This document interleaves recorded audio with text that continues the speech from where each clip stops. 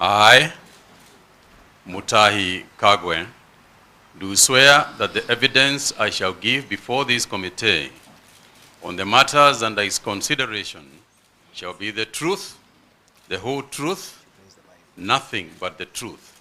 So help me God.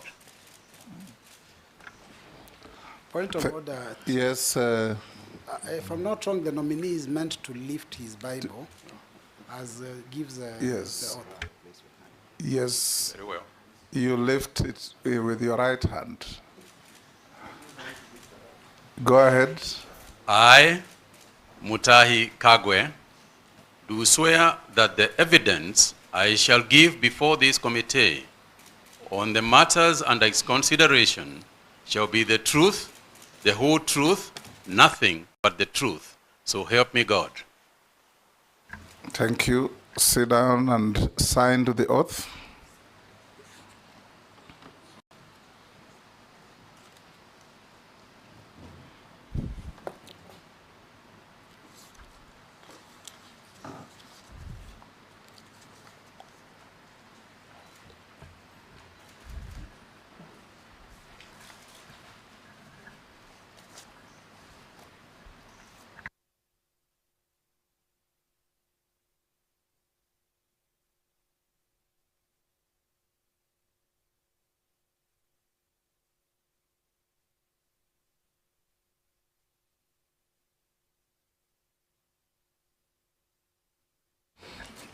Having signed to the oath, nominee, if you have your documentation that the invitation directed you to come with, pass them on to the sergeant to give the clerk. You have already done so? Excellent. Honorable members, I want to disclose that the nominee was my yearmate at the University of Nairobi. The nominee and I served in the cabinet of our late President Mwai Kibaki. That, however, will not in any way impair or affect my capacity to question him on his suitability for the job for which he has been nominated. Thank you. Now, Honorable Mutahi Kagwe, in less than 5 minutes, tell this committee who you are, your background, your education, and why you think you are suitable to hold office for which you have been nominated. Thank you very much, Mr. Chairman, and thank you, members of the nominating committee. First and foremost, before I start, Mr. Chairman, let me just say that I want to say thank you. First, I would like to say thank you to God indeed, because that is why He is why we are here today. Secondly, I wish to take this opportunity to thank His Excellency, the President, for this appointment or nomination, which I hope will be approved by this committee. Thirdly, Mr. Chairman, I very briefly will say that, as I said, my name is Mutahi Kagwe. I was born in Nyeri County, and Mr. Chairman, if you allow, as I go along, I will give the reasons. I will tie up the reasons why I think I'm suitable for this job with my background. I went to primary school in a rural school in Nyeri, and I think that is where I started the journey to this discussion here today. Most of you will remember that in primary schools, or some of you will remember, that in primary schools, we used to have what was called the 4K club. The 4K club is where we started our farming. Some of us went there. And Mr. Chairman, if you remember, the 4K clubs introduced us to agriculture. And that's why I picked my talent of planting trees and so on. Mr. Chairman, in my primary school, what we did, I lived a rural primary school life where we did a lot of work in coffee. I have carried coffee on my backside to take it to the factories. First in Ishamara, if anybody knows the place, in Nyeri. We have spent our school holidays in coffee factories where we were drying the coffee beans and so on and so forth. I went know what to 4K meant? Kuungana, kufanya, kuungana, kuungana, kufanya, kuungana, kufanya, kusaidia Kenya. Yes. Thank you, Mr. Chairman. That's what it was. Yeah, and I was a member of that, and clearly you two are a member. Yeah, that's what it meant. And Mr. Chairman, Majority leader did know that. yeah, I think he went to school when 4K was dead. probably. But it is one of the things perhaps we should think about reviving as we go along. Mr. Chairman, I then went to Kagwe High School, where I studied for 6 years. But in the course of my studies too, I was a member of the agricultural club in the school. And it is through the agricultural club in the school that we actually started eating eggs at Kagwe High School, because it is how we started the school poultry project. And I remember distinctly Mr. Gisheru, who was our teacher, leading that whole project, and just emphasizing to us the importance of agriculture at the time. But I was successful in Kagwe High School, and I went to the University of Nairobi, where, as you graciously acknowledged, Mr. Chairman, we were in school together, where I graduated with a bachelor's degree in commerce. And I want to talk about that commerce degree, Mr. Chairman, because a degree in commerce prepares you generally for business management. May it be the public business in public or business in the private sector. And my education was rounded enough so that in the course of my career, as I left university, in the course of my career, I have managed very different businesses, both in public and private life. I also went on, Mr. Chairman, to do a master's degree at USIU, again in business administration, a master's in business administration, emphasizing my studies more in management information systems as well as finance. Mr. Chairman, during this time, I did my master's when I was working, but I started off my working career at an interesting small place called Mashambani Magazine. Mashambani Magazine was a magazine published by trend publishers, which was about farming. And I later, in my capacity as a marketing manager of that company, closed Mashambani Magazine and replaced it with Farmer's Voice.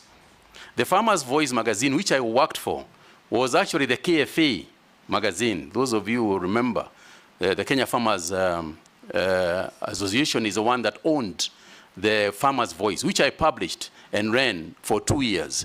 So again, Mr. Speaker, that's why I said the journey that I'm going to explain has gone on to attach me to this interview here today. Of course, I would never have foreseen that this was going to happen.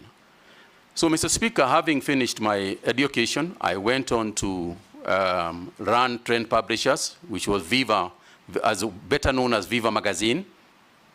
I left Viva Magazine and joined the Standard Newspaper Group as advertising manager, followed on where I rose in the group, which was then owned by Lonro East Africa, to become the commercial operations director. Following my 11 years as an employee of Lonro, I then branched out on my own to start my own businesses. And since then, that is what I have been doing in my private life, running businesses over that period since the year 1992, when I left formal employment. Mr. Chairman, after that, during my period, in the year 2002, I ran for office. I felt that having done being educated, having then gone on to develop a successful career, I felt that I should do some public work and serve the people. And I went to Mukurweini constituency, where I ran for office and was elected in 2002 as a member of parliament for Mukurweini constituency. In the course of that, you remember, Mr. Chairman, that at that time, cabinet secretaries, cabinet ministers were also appointed from the parliament, and I was appointed as the Minister for Information and Communications in the year 2005. I served as Minister for Information and Communication, and I can say that it is one of my most exciting times. And in terms of preparing me for, again, going back to the cabinet as CS for agriculture and livestock, that's where I cut my teeth in that space of understanding government, being clear about the roles that the different arms of government play, being clear about the role of cabinet, collective responsibility, and other aspects that you learn as you do these jobs. I then, in 2007, I lost my position as member of parliament, but then I was appointed by His Excellency, late President Kibaki, to be chairman of the Multimedia University Council. I was the first chairman of that university and laid the foundation of what is now perhaps a uniquely placed university in terms of the technology space and communication space. And again, I'm very proud of my work there and what we did. I then, Mr. Chairman, left. Wind up.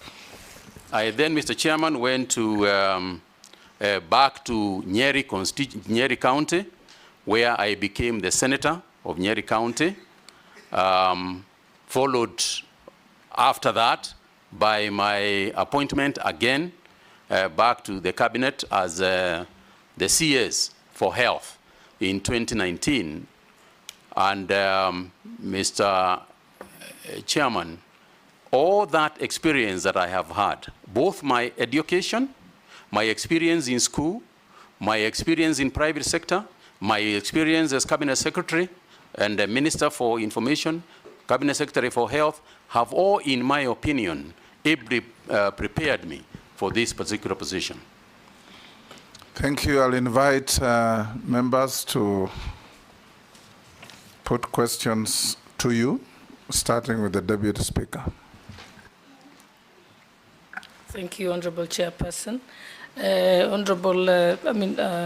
Mutahi Kagwe, now that you're going to be the Minister of Agriculture, we know certain challenges exist in that sector. First, Kenya is a net importer of foods that is capable of producing, like edible oil and rice and wheat. We also know the fact that the average age of a farmer is 65. Yet, our population is highly youthful. If you're approved for this appointment, what strategies will you employ to make agriculture more attractive and profitable to young people so that we can ensure that we have food security in the future? Thank you. Go ahead. Thank you very much, Mheshimiwa. Now, let me just start by the rider that you started with, which is the importance of agriculture in the country. And to say that over the years, the problem that you have alluded to, the issue of food importation, the issue of youth, has been around with us. The framework on which the current agriculture ministry is being run, or is agricultural sector transformation and growth strategy. Mr. Chairman, I want to raise this issue broadly to say the following. First, there has been a misguided notion, I think, over the years that we have all made. And that is to say that the focus, the initial focus of everything in agriculture is production. Mr. Chairman, what we must refocus on in the ASDGS is coming on for review because it was structured in 2019 and is coming up for review after 5 years. Mr. Chairman, the only way that agriculture is going to be the kind of industry, the kind of structure, the kind of mainstay for our people that we are ever going to construct is if the farmer becomes a central consideration of everything that we do. Mr. Chairman, until and unless the farmer looks at his profit and loss statement and sees that he is making more money than he is spending, we are going to continue having issues of food security. We are going to continue having issues of underproduction of food items, as well as cash crop items, as well as livestock items. So the focus to me, and what we must begin to philosophize about, has got to be, how do we put more money in the farmer's pocket? If we ask ourselves that statement, and I want Mr. Chairman to say that I recall very distinctly that when I was appointed Cabinet Minister for Information, and I tried to figure out how to deal with the many problems that were there, we arrived at one sentence: let's take a telephone and it works. Everything else we do around us must be focused on that issue. Whether we are going to get international gateways, whether we are going to license other players in the market, it is all should be about the concept of a telephone working. Similarly, if we are going to revive agriculture, the only way we are ever going to do it is when the farmer is profitable. When the farmer is profitable, we'll have enough food. When the farmer is profitable, we'll have enough for exports and so on.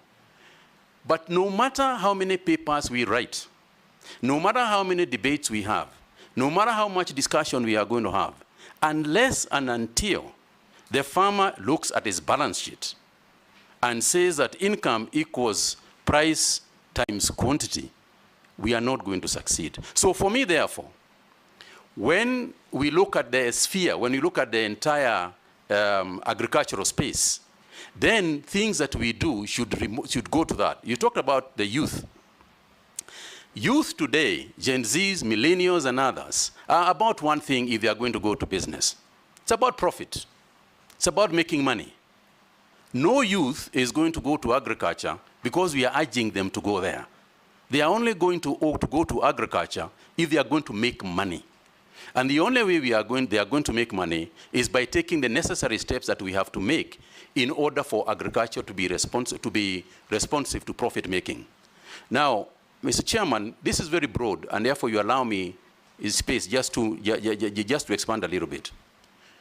There are many activities within the agricultural sector that we have to carry forward, that we have to do. For example, just to take youth as an example. In order for us to attract the youth into agriculture, youth have no land to grow food on. A lot of the young people don't have land. So we have to think broadly about how can we afford them land first. There is a lot of land, ADC and other organizations, private sector, land that is lying idle, that is not being used, that we can lease to these people. Now, in order for us to lease land to these people, we have got to make sure that the land, that the use of the land that they are getting is going to be profitable to them. Because that's why, in the first place, they are going to go for that idea. How are you going to do that? Our research organizations must ensure that we have done proper soil analysis.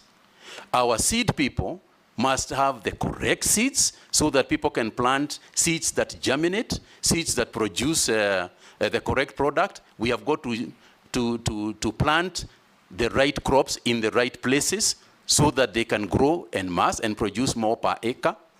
So we have got to use the technology because youth are interested in technology. And also we have to define, when we say that the youth should be involved in agriculture, which part of agriculture are we talking about? Because it is not just about growing to grow crops. For example, tourism in agriculture is being involved in agriculture. You know, you travel all over the world and you see yourself being taken to places where they grow all sorts of things in other nations. We want people to come to Kenya also to see our agriculture. That's an area that can be attractive to the youth. There is fintech and agri-finance These are the areas that the youth are going to be interested in. So in a nutshell, Mr. Chairman, the business of agriculture has got to be looked at from a profit and loss in order for us to make it worthwhile and in order for us to revive it. Agriculture for the youth must be made cool. It is too ordinary. It's too boring. Youth are not going to go there the way it is structured today. It's got to be something more exciting that involves technology, that involves new ways of doing things, that involves areas in agriculture that we have not quite spent our time on, things like hydroponics, aquaponics. These are areas that they are going to look at. The use of technology means that they are going to introduce new things in agriculture that do not currently exist. What does that mean, therefore? It means that the training that we are going to engage in, working together with the ministries of education, we have to look at the training that we are giving the agricultural sector, the agricultural students. What are we training them in? The future of agriculture is going to be in technology. AI, for example, artificial intelligence, is going to play a very crucial role in the future of agriculture. And if that is the case, are we educating our people, our future farmers, enough to deal with that issue? They are doing it elsewhere. If you go across the world, they will be doing that. So the question is whether we are preparing ours to compete with the best in the world. Thank you. Majority Leader, I will encourage you, nominee, to exercise some brevity in answering questions. You have 2 hours engagement with us. I'm trying, Mr. Chairman. It's just the breadth of the question. Yes, Majority Leader. Thank you, Honorable Speaker. Honorable Speaker, maybe I'll start